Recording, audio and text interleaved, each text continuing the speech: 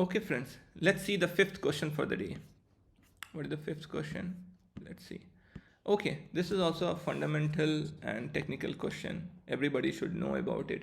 That how is AUC different from ROC?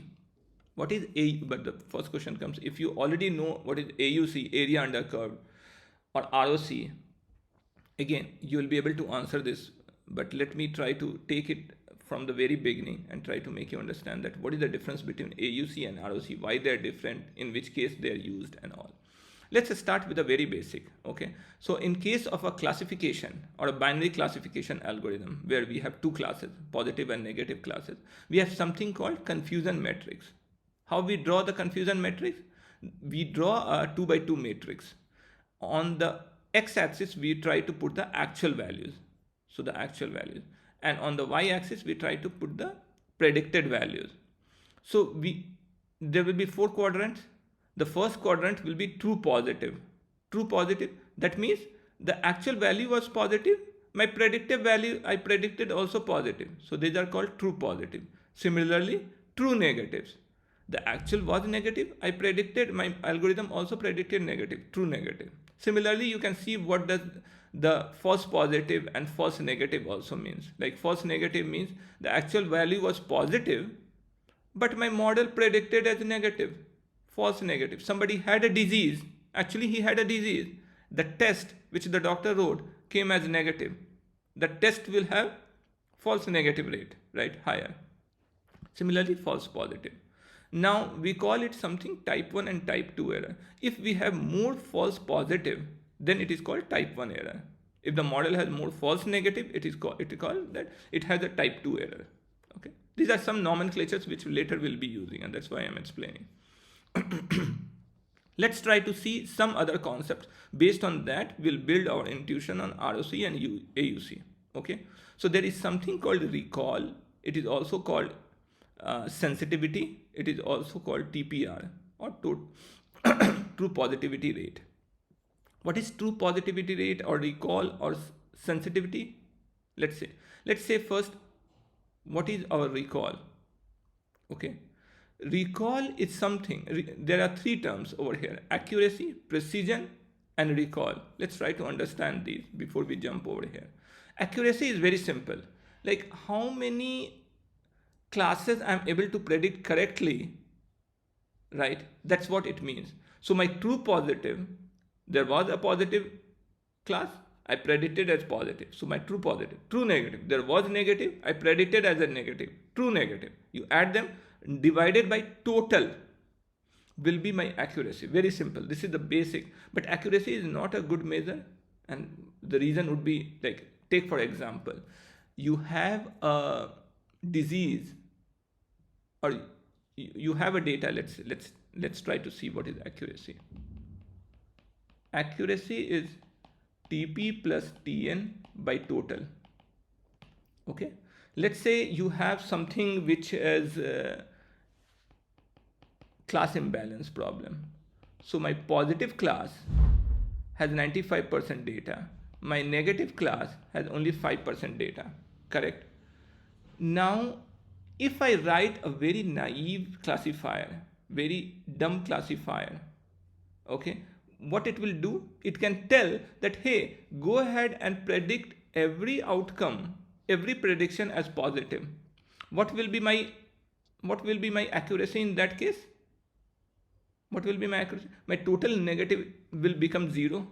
My total positive, right, out of 100, if I do, the total is 100, 95 is bound to get correct, because what I'm saying is that in the population itself 95% are positive. In my sample data itself 95% is positive.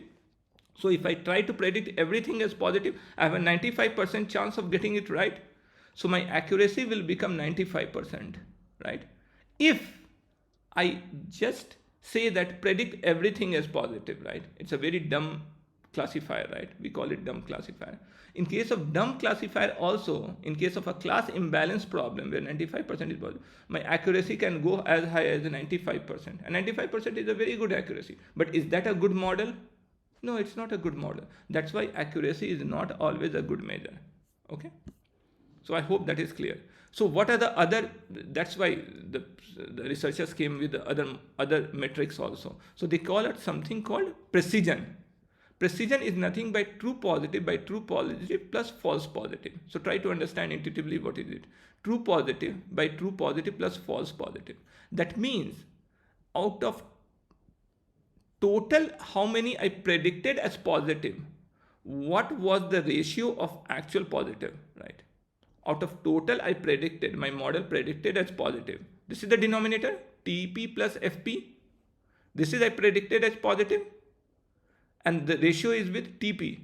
How many were actual positive out of total which I predicted as positive? That is precision. What is recall? Recall, what was the total? Recall is TP by TP plus Fn. Okay, this is TP plus Fn. TP plus Fn means my true positive by false negative. So recall on the other side says that out of total which were positive, actually positive, how many I was able to predict correctly? That is called recall, and that is called sensitivity also. In some textbook it will be known as sensitivity also. So the difference between recall is out of total which were actually positive, how many I was able to predict correctly. Precision, out of total which I predicted, how many were I predicted correctly. Correct? Now let's see what is your FPR. So your TPR or recall or sensitivity, which we have seen, right? TP by TP plus Fn. What is FPR? FPR will just, specificity is also a term, but FPR correctly says as FP by Tn plus FP.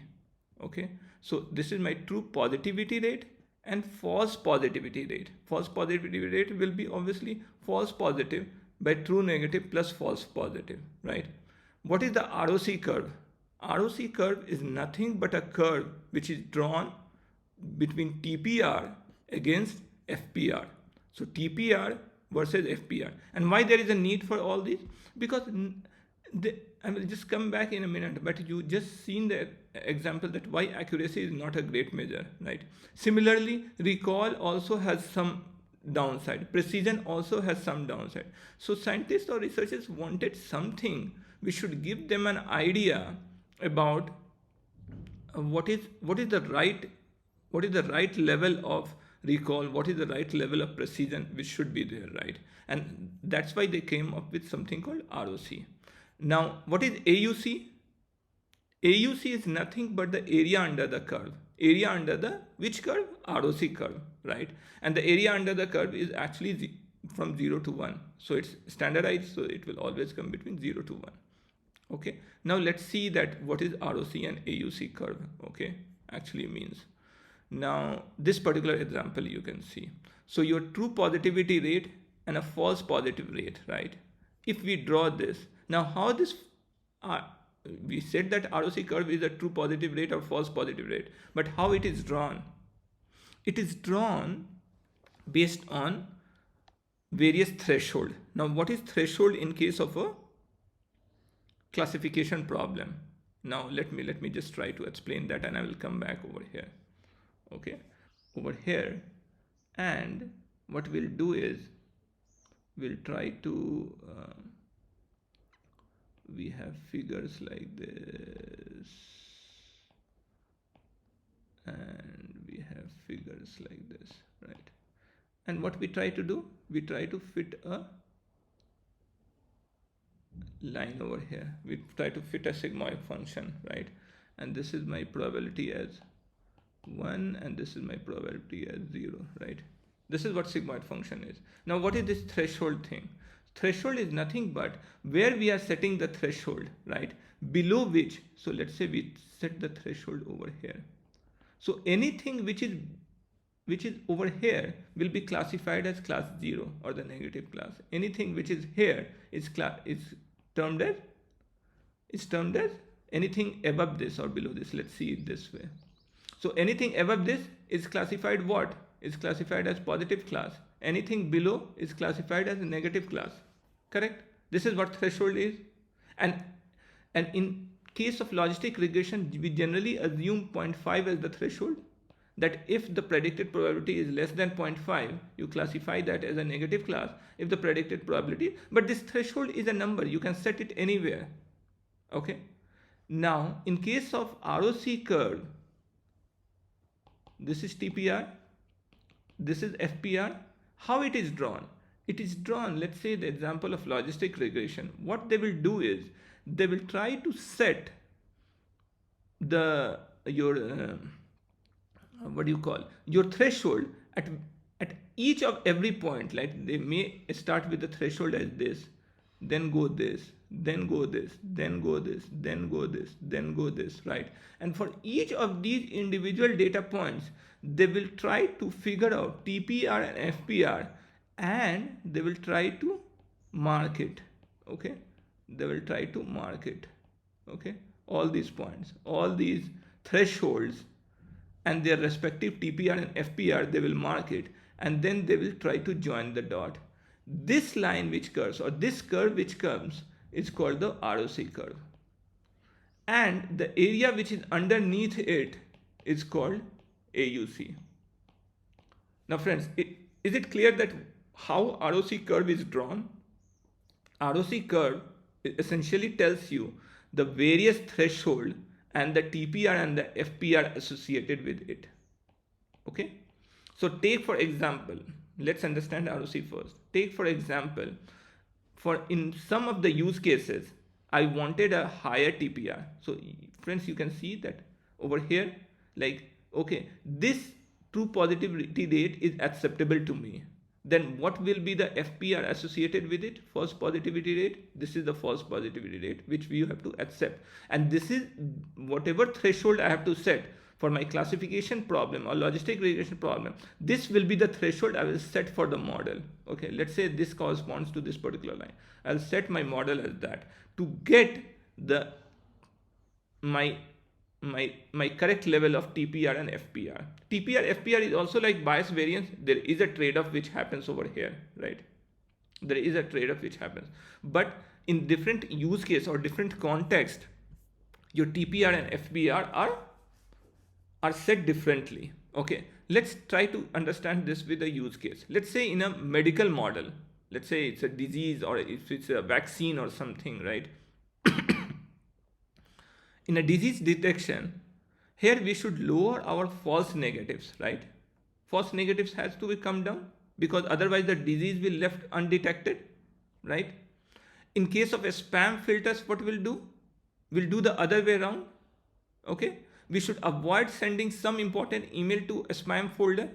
So we should try, what we should try to lower? We should try to lower our false positive rate. So our false positivity rate should be lower in case of a spam. In case of our disease, right, our false negative should be lower. So there is a trade-off which is happening depending on the use case, whether you are playing with a spam filter or you're playing with the actual human life.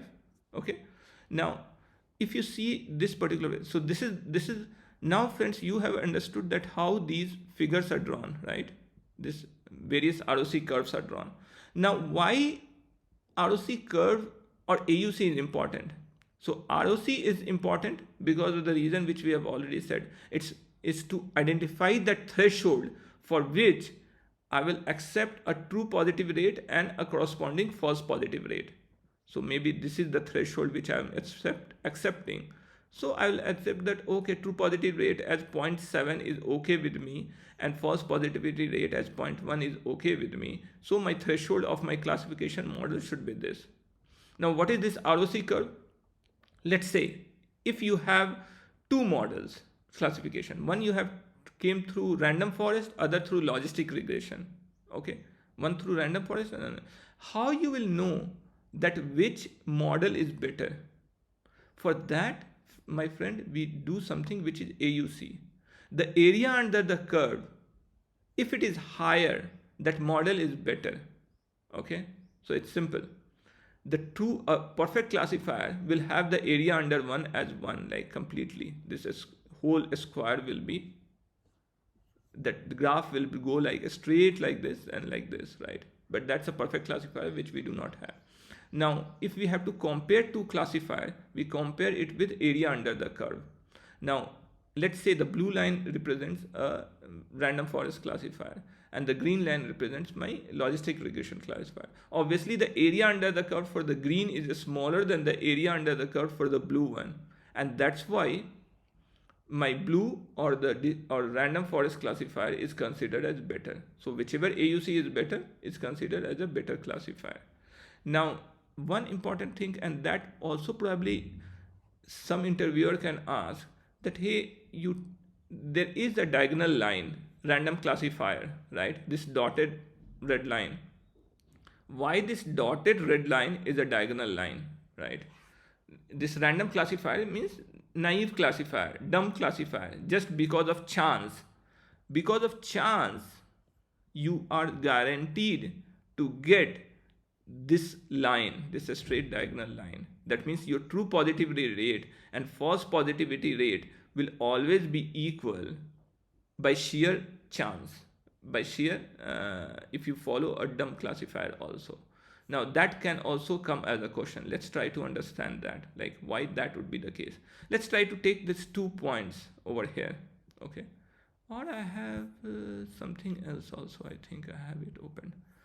Okay, I found this nice article which explains beautifully that why this diagonal line represents a naive or a dumb classifier or a random classifier, and why it should be a dotted red line which you have seen over here, the dotted red line, the diagonal at 45 degree, why that is a random classifier, right? So it is assuming two variables. The first variable is variable Q, okay? The variable Q is nothing but picking up a positive class at random.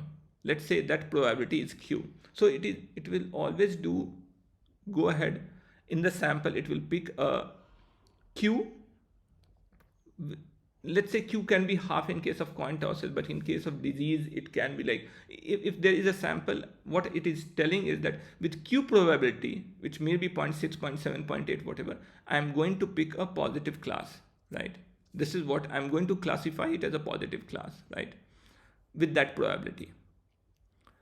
Let's call, it is also defining another variable which is P. Now P is your prior, right? Like in the population, what is the probability of a true class or a positive class? Let's say in case of some disease, it is 0.65 or something, right? The pass fail, or what is the probability in this sample? So let's say this sample has 100 people. What is out of 100? What is the probability of getting a positive class? Let's say 65 people are positive class, right? Then 0.65 will be the probability P of getting a positive class. Clear? Now what will be the true positive? Now true positive will be your Q into P. Now think about it. Now P is the probability of the population itself, right? Of getting a positive class. And with Q probability, I am picking it up.